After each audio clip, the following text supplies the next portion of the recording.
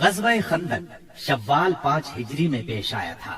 مشرکین نے قریباً 1 ماہ تک مسلمانوں کا محاصرہ جاری رکھا۔ ابن سعد کا بیان ہے کہ جس روز رسول اللہ صلی اللہ علیہ وسلم واپس ہوئے وہ بدھ کا روز تھا اور ذیقات کے ختم ہونے میں صرف 7 دن باقی تھے۔ اس جنگ میں دونوں طرف کے صرف چند افراد مارے گئے، یعنی 10 مشرک اور 6 مسلمان۔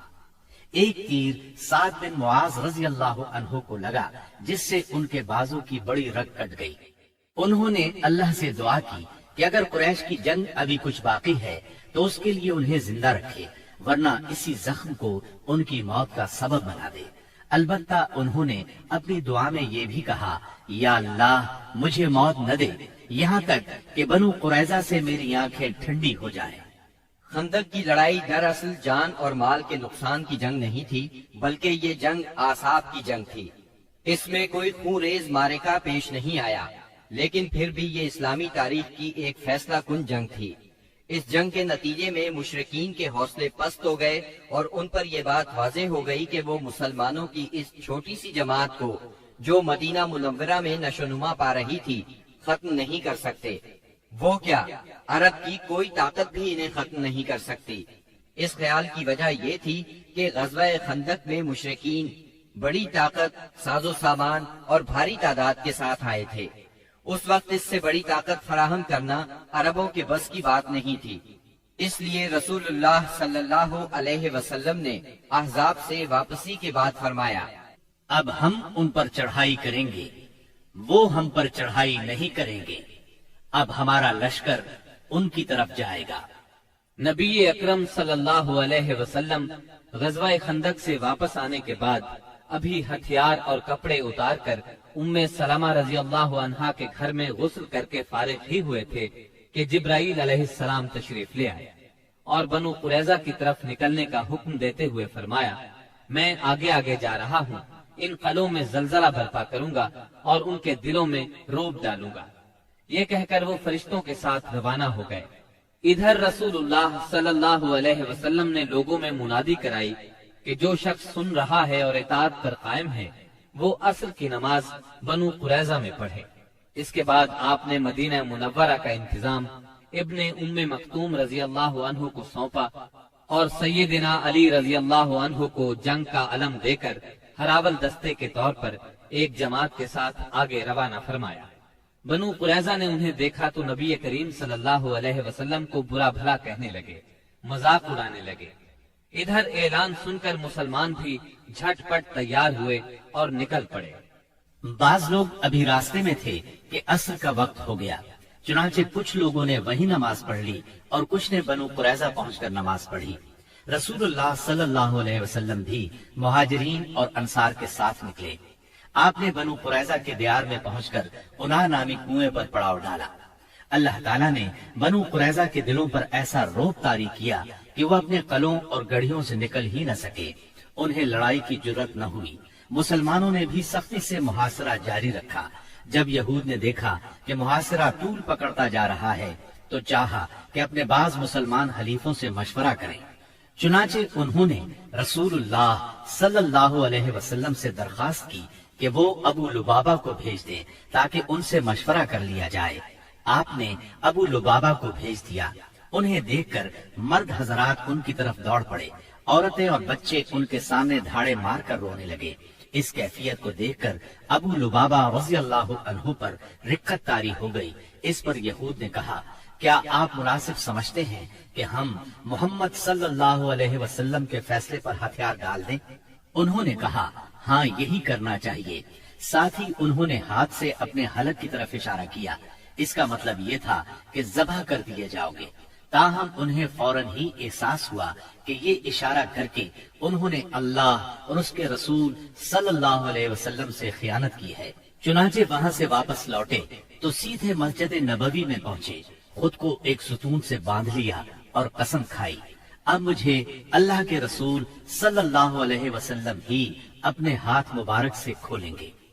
رسول اللہ صلی اللہ علیہ وسلم کو اس کی اطلاع ہوئی تو آپ نے فرمایا، اگر وہ میرے پاس آ گئے ہوتے تو میں ان کے لیے مغفرت کی دعا کر دیتا، لیکن جب وہ یہ کام کر بیٹھے ہیں تو ہم بھی انہیں چھوڑے رکھیں گے یہاں تک کہ اللہ ہی ان کے بارے میں فیصلہ فرما دے۔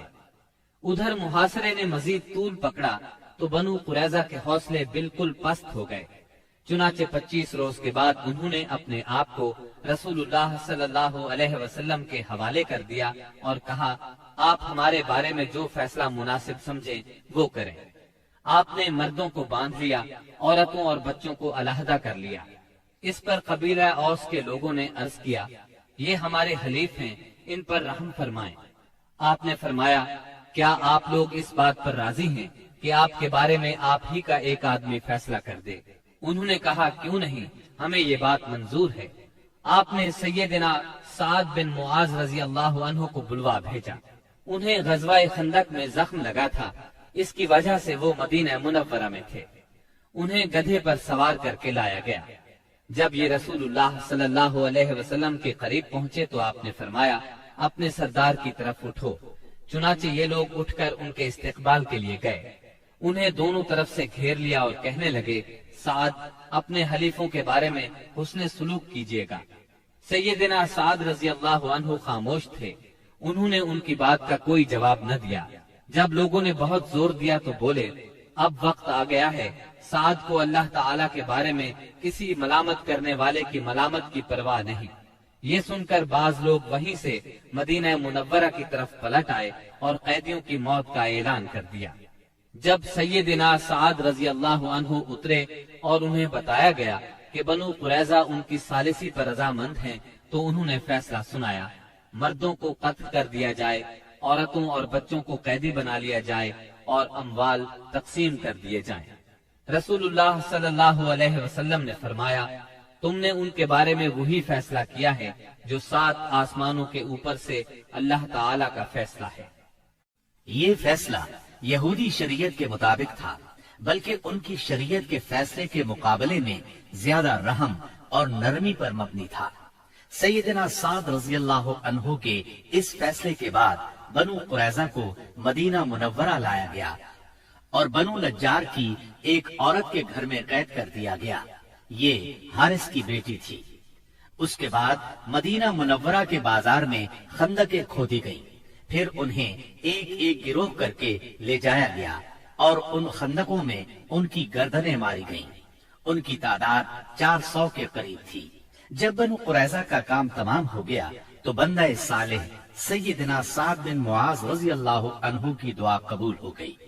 وہ مسجد نبوی کے ایک خیمے میں تھے تاکہ نبی صلی اللہ علیہ وسلم قریب ہی سے ان کی عادت کر لیا کریں۔ ایک دن ان کے اوپر سے ایک بکری گزر گئی، اس سے ان کا زخم تازہ ہو گیا اور ہنسلی کی ہڈی کے پاس سے خون بہہ نکلا۔ اس قدر خون جاری ہوا کہ ان کی موت واقع ہو گئی۔ ان کا جنازہ مسلمانوں کے ساتھ ساتھ فرشتوں نے بھی اٹھایا اور ان کی موت پر رحمان کا عرش لرز اٹھا۔ ادھر ابو لبابہ رضی اللہ عنہ پر 6 راتیں گزر چکی تھیں۔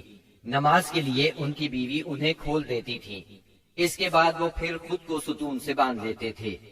آخر سیدہ ام سلمہ رضی اللہ عنہا کے گھر میں ان کی توبہ نازل ہوئی۔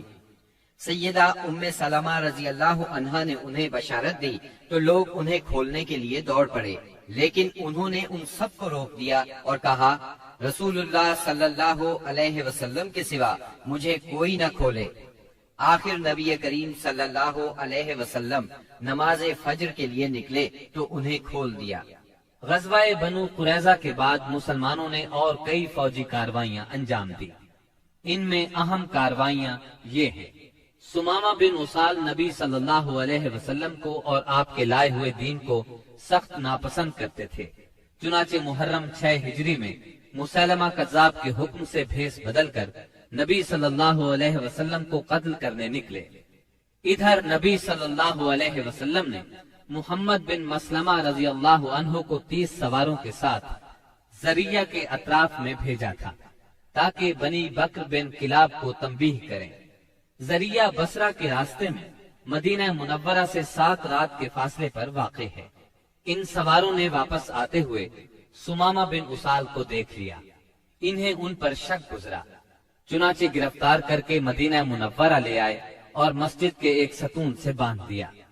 نبی کریم صلی اللہ علیہ وسلم وہاں سے گزرے تو فرمایا، سمامہ تمہارے نزدیک کیا ہے؟ انہوں نے کہا، اے محمد، میرے نزدیک خیر ہے۔ اگر قتل کرو گے تو ایک خون والے کو قتل کرو گے، اگر احسان کرو گے تو ایک قدردان پر احسان کرو گے۔ مال چاہتے ہو تو مانگو، جو چاہو گے دیا جائے گا۔ نبی صلی اللہ علیہ وسلم ان کی بات سن کر مسکرا دیے اور انہیں ان کے حال پر چھوڑ کر آگے بڑھ گئے۔